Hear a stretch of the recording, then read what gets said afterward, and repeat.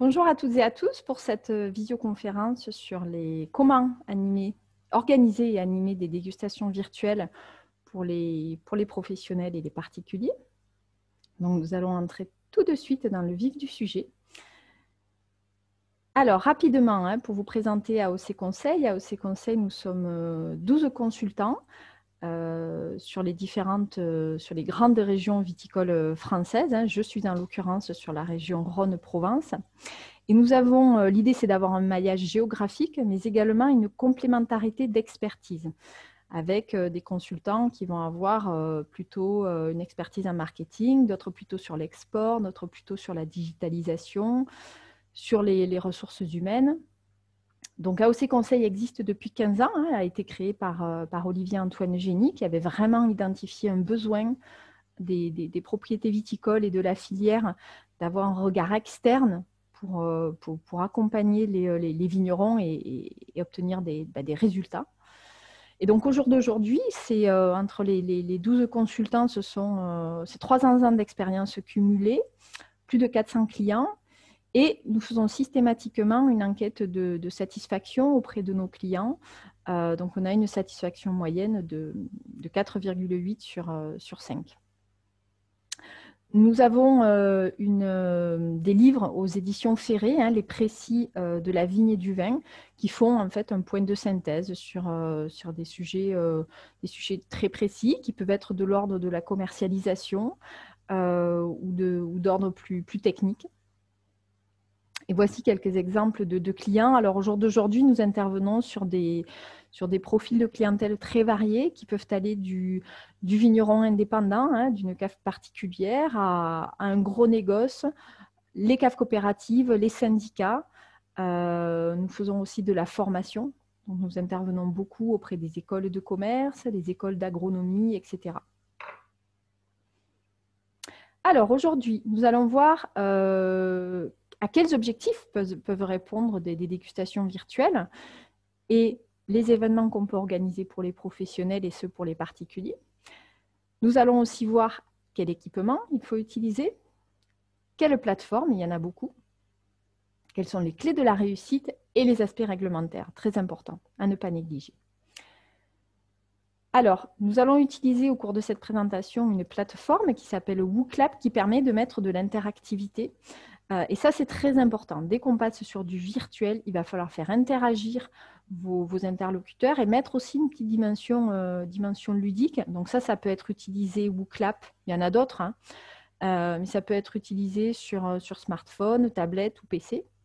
Et donc, vous allez, là, j'ai créé en l'occurrence pour cette présentation aujourd'hui, plusieurs questions auxquelles vous pouvez répondre à l'aide du code qui s'affiche ici. Voilà. Ça permet de faire des sondages, des brainstorming, etc. Alors, les objectifs d'une dégustation virtuelle. Quels sont les résultats que vous souhaitez obtenir? Ça peut être d'augmenter les ventes si vous faites du e-commerce, de la vente en ligne, qui est aujourd'hui un canal de distribution incontournable. Ça peut être de convertir des clients déjà actifs, par exemple des clients qui viennent régulièrement à votre caveau, en membres VIP, pour leur promouvoir une cuvée haut de gamme, par exemple. Ça peut être d'entretenir la relation client, pensez notamment à vos clients export, vos importateurs, vos distributeurs, que vous pouvez pas visiter que vous n'avez pas vu depuis le début de l'année, qui sont plutôt en demande de ce genre de dispositif. Ça peut être de convaincre de nouveaux acheteurs. Alors là, on passe un cap supplémentaire. On est vraiment sur de la prospection froide de potentielles cibles, etc. Quelques exemples. Vous avez un enjeu de notoriété.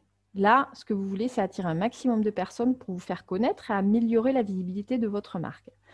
Un exemple, c'est d'organiser un live sur Instagram avec une influenceuse qui est connue pour faire connaître votre domaine. Vous pouvez avoir un objectif de faire des ventes. Par exemple, de créer un événement intimiste pour vos clients VIP pour faire des ventes très, très haut de gamme. Exemple, vous avez répertorié vos clients grands amateurs de Syrah. Vous allez leur organiser une dégustation virtuelle à ces clients-là pour leur présenter votre Syrah cuvée haut de gamme, le tout dernier millésime. Voilà, donc là, par exemple, on a une influenceuse sur Instagram, c'est Dalka Loves Wines. Et ici, on a l'exemple d'une dégustation virtuelle plus haut de gamme, plus intimiste. Quel matériel utiliser? Alors, bien sûr, il faut un ordinateur, une tablette. Vous pouvez même organiser ça à partir d'un téléphone. Les lives, notamment, les lives sur Instagram se font à partir du téléphone. Ça peut aussi être le cas si vous souhaitez, si vous avez suffisamment de réseau, montrer vos vignes ou la cave si vous avez du réseau dans la cave. Webcam, alors aujourd'hui, tous les ordinateurs, toutes les tablettes ont une webcam intégrée, donc il n'est pas forcément nécessaire d'investir dans une webcam externe plus performante. Le casque ou le micro peuvent être bien pour une question de qualité du son. On va voir que c'est un élément important, sinon vous risquez d'épuiser votre auditoire. Et pourquoi pas un trépied et une petite lumière. Ça, c'est notamment pas mal utilisé pour les lives sur Instagram. Souvent, les influenceurs et les influenceuses, pour des événements organisés en soirée, ajoutent une lumière qui va permettre d'avoir une meilleure luminosité, une meilleure image. Alors, les plateformes que vous pouvez utiliser, il y a d'abord les lives. Les lives, c'est très bien adapté pour les dégustations tout public, plutôt B2C. Donc là, on va chercher à toucher le particulier. L'objectif, là, c'est d'avoir un maximum de visibilité et de toucher un public large. Les outils sont entièrement gratuits. Vous avez Facebook, les lives Facebook, les lives Instagram et les lives sur YouTube. Donc, vous avez quelques impressions d'écran à côté. Vous avez d'abord un live Instagram organisé par le Wine Advocate. On a un live Facebook et un live YouTube. Alors, ces dispositifs, ces lives, alors sur Instagram, vous allez toucher globalement un public plus jeune, plutôt dans la tranche 25-35 ans. Et c'est aussi une plateforme sur laquelle il y a beaucoup d'influenceurs sur Instagram. Facebook, là, c'est vraiment le monsieur tout le monde, on va dire, le réseau social le plus utilisé où vous retrouverez toutes les catégories d'âge. YouTube, ça peut être intéressant si le format vidéo est un élément très important de votre stratégie de communication. Si vous avez déjà, par exemple, une chaîne YouTube avec pas mal de vidéos, de présentation du domaine, des cuvées, d'interviews, à ce moment-là, le live YouTube peut être un format intéressant. Alors, les lives, au niveau des fonctionnalités, les participants peuvent poser des questions en direct. Comme ici, sur une visioconférence, vous pouvez utiliser le chat pour poser des questions. Par contre, seuls les animateurs sont visibles à l'écran. Ici, pour Instagram, vous voyez la journaliste du Wine Advocate en haut. Et en dessous, vous voyez les personnes du domaine viticole, les vignerons. Les participants, les personnes qui suivent le live, peuvent rejoindre et apparaître à la vidéo si l'animateur l'autorise, pour donner un petit peu plus d'interactivité. Autre modalité, ça va être les outils de visioconférence. Vous avez deux impressions d'écran ici. Donc déjà, ce qu'on voit, c'est que là, les participants apparaissent à l'écran. Les outils, il y en a plusieurs. Les plus connus sont Google Hangouts, Skype, Zoom et Teams. La plupart sont gratuits. Et là, l'idée, c'est d'avoir une expérience plus interactive, un esprit un peu plus face à face. Et donc là, le mot d'ordre, vraiment, c'est la convivialité. Donc, on va être plutôt sur des événements assez intimistes, en petits groupes ou groupes de taille moyenne, on va dire, jusqu'à une vingtaine de personnes. Et les participants, ils peuvent poser des questions dans le chat ou en activant leur micro. Et si la caméra est activée, on voit apparaître tous les participants à l'écran. Et ensuite, on a les outils de webinaire. Alors, les plus connus sont GoToWebinar et Webikeo. Ils sont tous payants. Là, c'est vraiment pour un rendu très, très professionnel et pour cibler beaucoup de monde en volume, plus d'une centaine de participants. C'est par exemple adapté, ce sera adapté pour des syndicats, par exemple. Au niveau des fonctionnalités, des plateformes, c'est pareil que les outils de visioconférence. Et souvent, ces plateformes utilisent des formules tout en un, avec la création du formulaire pour s'inscrire au webinaire, l'enregistrement de la vidéo sur le cloud, etc. C'est en l'occurrence ce que j'ai utilisé aujourd'hui. en utilisant la fonctionnalité webinaire de Zoom, voilà, avec la création de formulaires, etc. Une petite comparaison de ces différents outils. Donc, vous avez d'abord les lives qui sont tous gratuits et qui vont vous permettre de cibler, comme je vous disais, plutôt le grand public, donc le client particulier. Le nombre de participants peut être illimité. Dans les faits, on voit que ça va tourner entre, on va dire, une quinzaine et une cinquantaine de 40 à 50 participants sur des lives. Ça va être plutôt sur une cible jeune qui est déjà très digitalisée, très adepte à ces outils. Vous n'avez pas de possibilité de partage d'écran. Vous n'avez pas les coordonnées des participants, donc c'est beaucoup plus difficile de les suivre après l'événement. Et les participants entre eux ne peuvent pas se voir. Voilà. Vous avez ensuite les outils de visioconférence, où là, vous avez un nombre de personnes maximum qui varie. Et où vous allez pouvoir toucher, je vais un petit peu vite, pardon, vous allez pouvoir toucher du B2C, un petit comité, ou du B2B. Et voilà, plutôt sur des groupes, on va dire, de 10 à une trentaine de personnes. Et ensuite, vous avez les outils vraiment de visioconférence, qui là sont beaucoup plus chers. Vous allez pouvoir toucher beaucoup plus de monde et où il y a beaucoup plus de fonctionnalités. Donc, je les catégorise en plateforme grand public pour les lives, plateforme conviviale pour les outils de visioconférence, et après, vraiment, les outils de webinaire, les plateformes professionnelles. Alors, quelle durée idéale pour tous ces supports? Alors, idéalement, un live, parce que là, on est vraiment sur le live, hein, ça veut dire ce que ça veut dire, on est en direct. Donc, la durée idéale, c'est 40 à 60 minutes. En effet, c'est très sollicitant pour l'animateur. D'ailleurs, on voit que souvent, il y a un animateur. Vous avez vu tout à l'heure, en l'occurrence, c'était la journaliste du Wine Advocates. Et ensuite, il y a les personnes qui vont être, on va dire, les acteurs, les personnes qui parlent. Là, c'était les personnes du domaine viticole, les vignerons.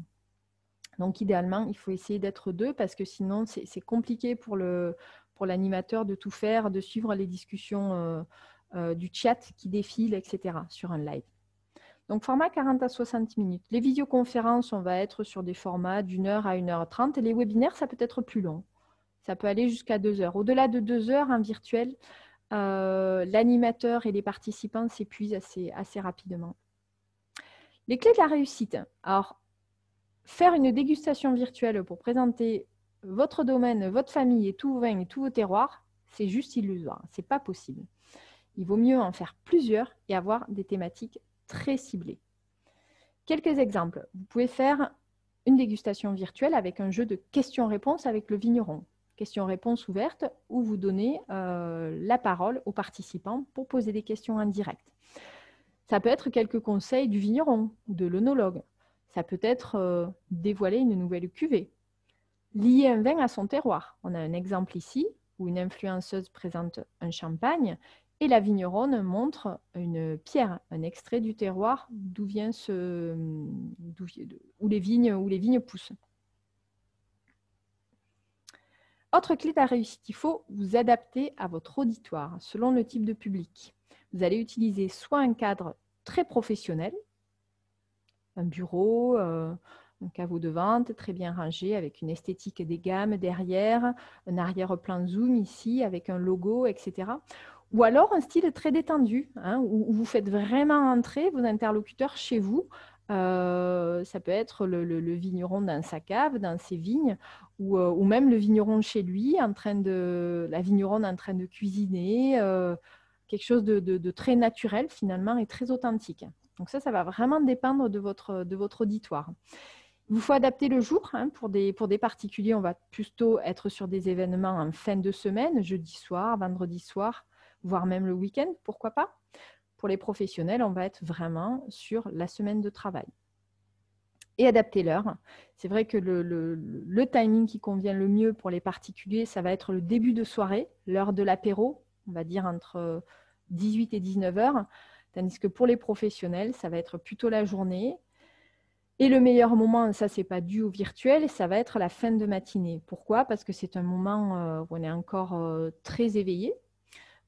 Et en plus, on a, pour la dégustation, c'est un moment où on est très réceptif. Hein, les papilles gustatives sont très réceptives en fin de matinée. Et puis, soyez à l'heure. Hein, sur le digital, là, il n'y a pas d'excuses, il n'y a pas d'embouteillage, il n'y a pas de train en retard. Sur le digital, il faut être à l'heure, à la minute près. Ça ne pardonne pas.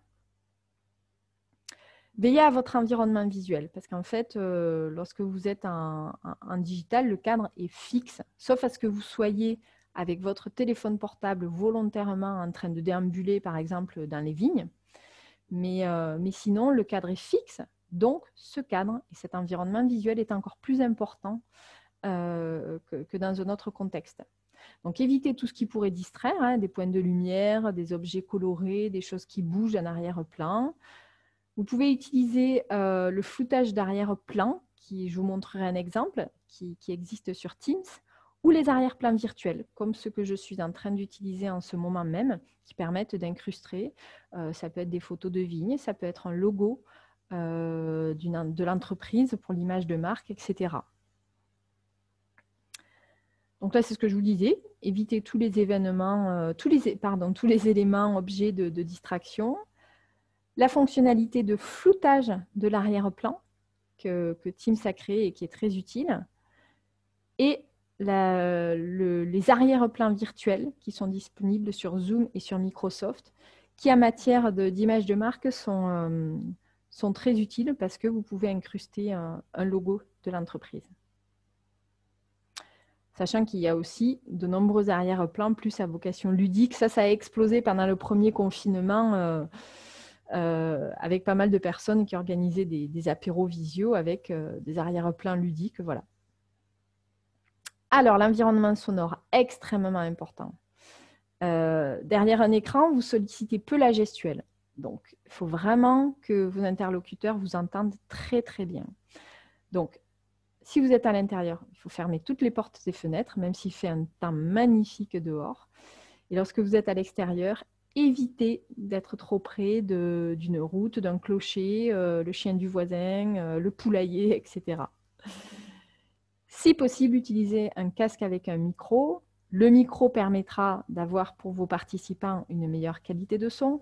Le casque vous permettra à vous, si vous laissez vos interlocuteurs parler, d'être plus concentré, hein, parce que ça demande énormément de concentration pour un animateur de faire une animation en virtuel.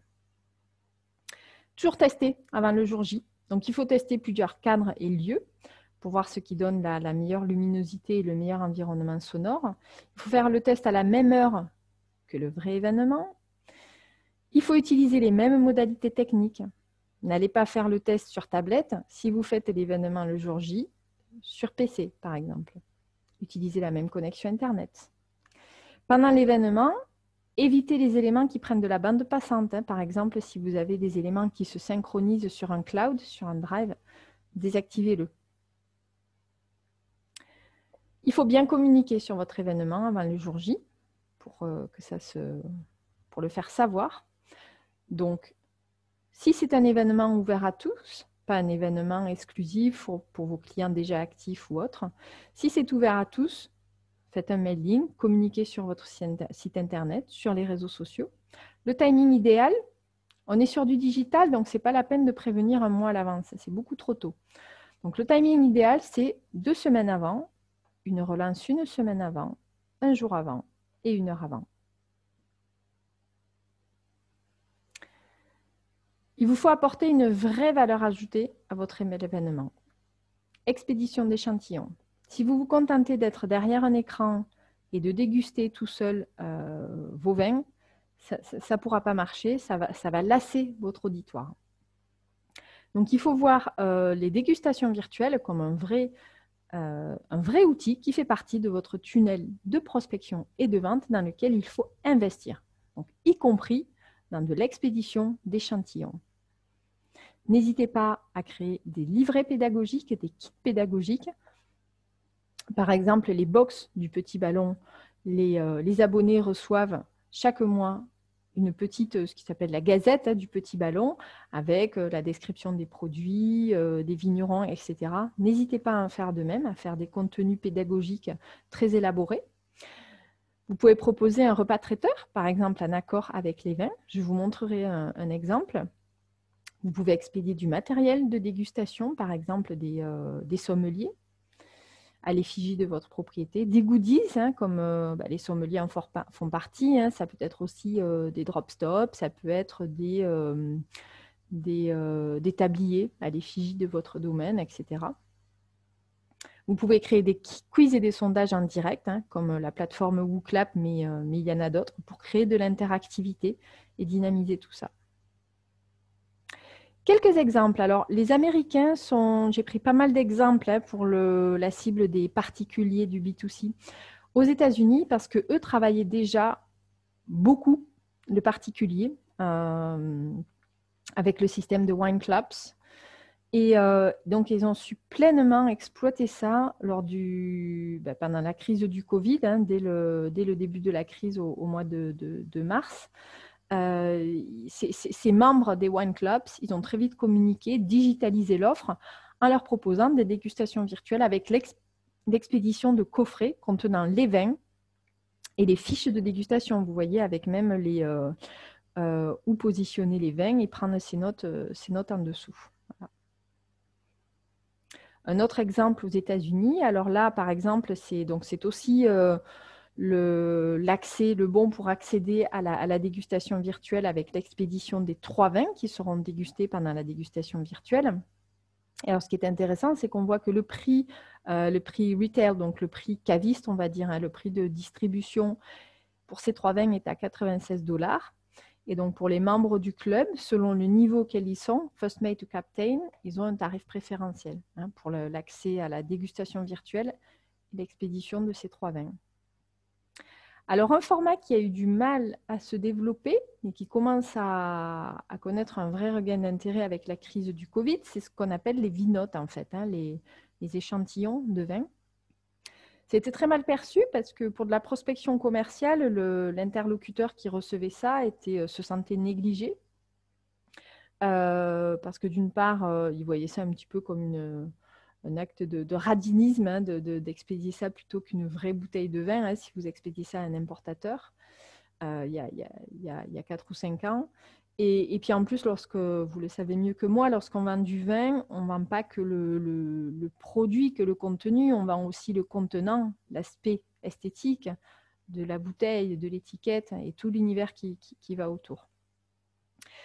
Mais depuis la crise du Covid, ce format Vinote, d'une part, était très utilisé pour tout ce qui est formation. Il y a notamment l'Université du vin Suze de la Rousse qui a très vite réagi et qui a proposé à ses apprenants pour les cours de dégustation l'expédition de Vinote pour faire les dégustations en virtuel.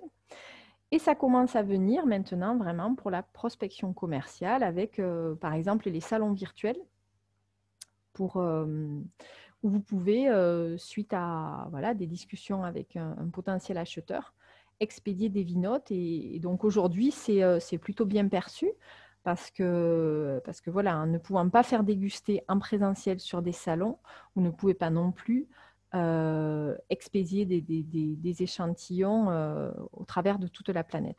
Donc c'est beaucoup mieux perçu aujourd'hui par les acheteurs, les prospects. Un autre cas, alors ça c'est Clos du Val, qui est une winery américaine très très haut de gamme.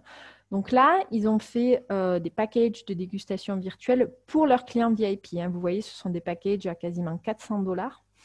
Et donc là, eux, leur idée, c'est de fidéliser et de renforcer en fait cette identité comme étant membre du club pour ces membres VIP.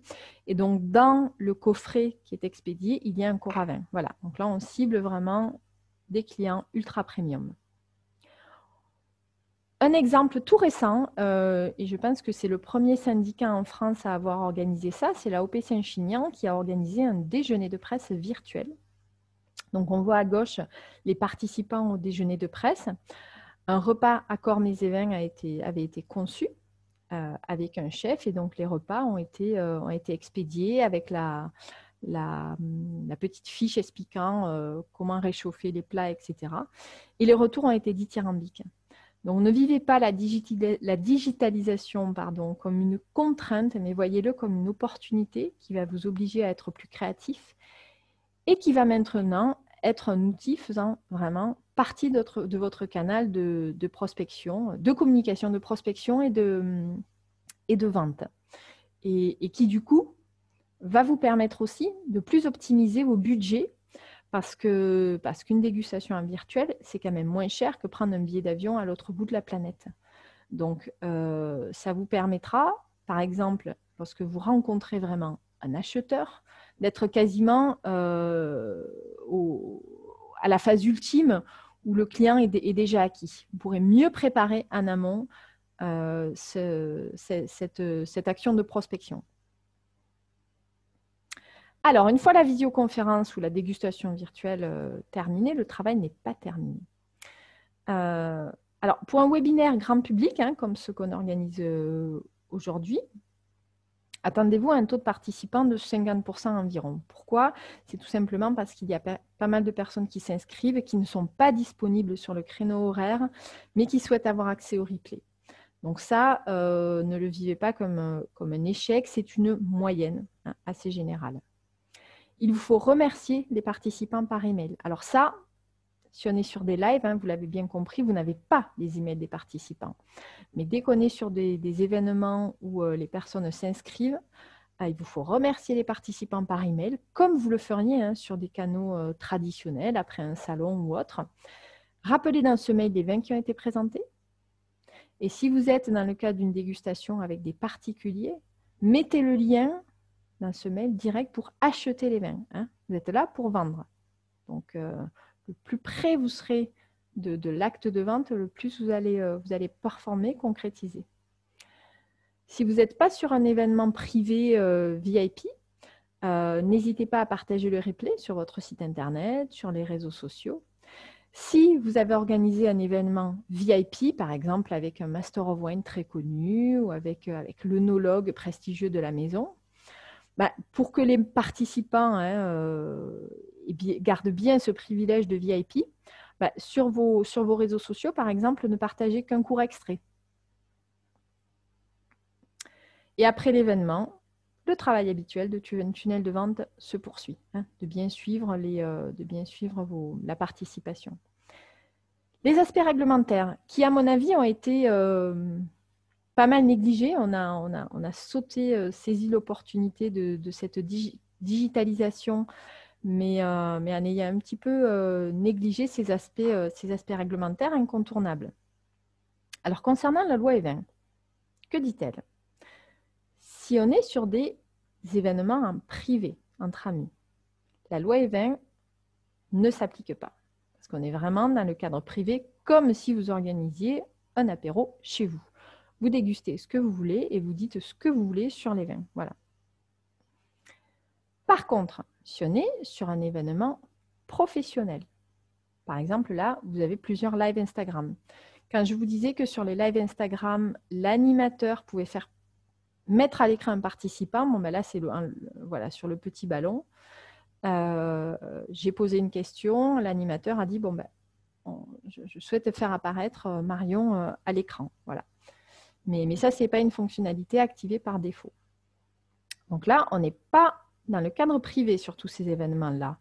D'autres exemples, le Wine Scholar Guild, qui est un organisme de formation américain, qui organise des dégustations VIP pour ses membres. Franck Thomas Formation, tous ces événements sont hors cadre privé. Alors, que dit la loi E20? Là, en fait, la loi E20, elle s'applique, comme sur les autres supports de communication. Donc, il faut respecter les thèmes autorisés et indiquer le message sanitaire, l'abus d'alcool, etc., etc. Donc, de quoi peut-on parler? Comme sur les autres supports, on va plutôt miser la communication sur la gamme et les produits, des choses assez factuelles, les accords mets et vins, là où les adresses où on peut trouver les produits, les horaires d'ouverture pour les points de vente, par exemple pour votre caveau, s'il reste ouvert pendant le confinement, et le prix des produits.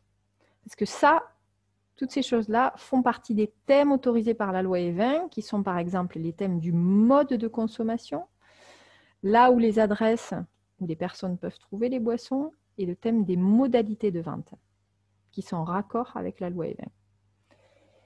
On va éviter de communiquer sur apérovisio domaine XYZ. Non, on va plutôt parler de dégustation commentée. C'est plus corporate, c'est plus loi E20 compatible. Sur la communication préalable, hein, sur ce que vous allez mettre sur les réseaux sociaux, sur vos mailings, etc. Il ne faut pas mettre d'image avec des personnes en train de consommer. Ça, c'est hors cadre loi E20. Il faut éviter de mettre en avant la convivialité ou une ambiance festive. Alors, où mettons le curseur? C'est tout le problème de la loi E20. En tout cas, il faut essayer de mettre des choses assez sobres. Et éviter des images qui peuvent inciter à une consommation immodérée, par exemple, plein de verres, de bouteilles sur une table, etc. Et il faut le message sanitaire sur votre communication. Idéalement, lors de l'invitation, il vous faut fournir des droits d'accès pour vérifier en fait que les personnes sont majeures pour une dégustation virtuelle, ou alors leur faire cliquer une phrase indiquant « Je confirme être majeur ». Voilà, un âge de consommer de l'alcool. Alors, quid des influenceurs? Alors, les opérations d'influence ne sont pas interdites par la loi E20. Par contre, la loi E20 s'applique quand même dans ce qu'ils vont communiquer, véhiculer. Donc, l'idéal, c'est quand même de formaliser tout ça dans un contrat avec un influenceur.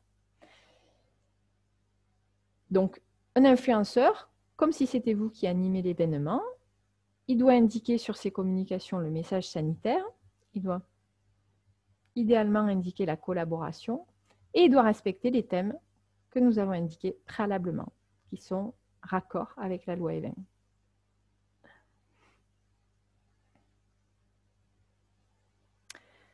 Et concernant le droit à l'image. Alors, le droit à l'image, il y a deux cas de figure.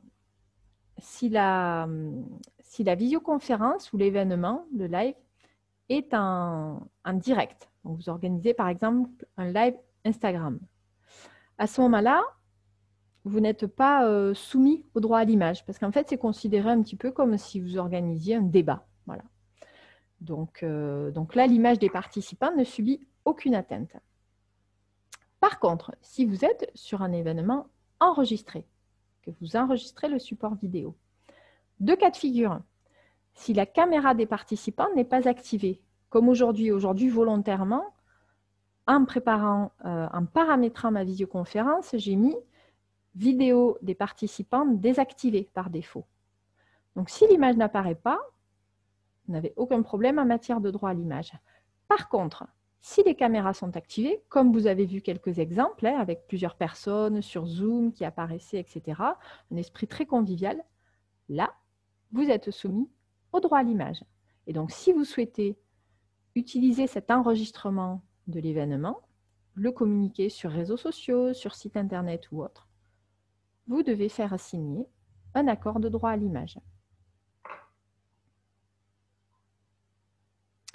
Alors, pour conclure, que retenir?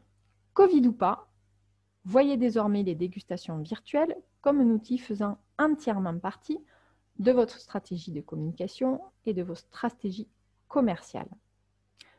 N'oubliez pas, les plus gros intérêts, c'est qu'on est sur des coûts quand même très abordables et que les distances ne sont plus une limite. C'est pour ça que j'ai mis ce petit visuel du chat pour finir sur une note un peu plus légère et humoristique.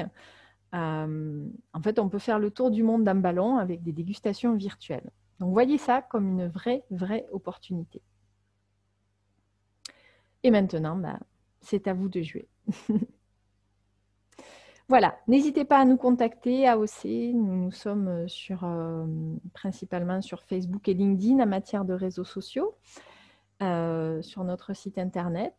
Et puis, pour celles et ceux qui ne savent pas, j'organise une autre visioconférence, même jour, même heure, semaine prochaine, sur la création de vidéos. Voilà, parce que le format vidéo sur les réseaux sociaux, sur le digital, est devenu un format incontournable. Donc là aussi, il faut vous lancer. Merci à toutes et à tous et à très bientôt.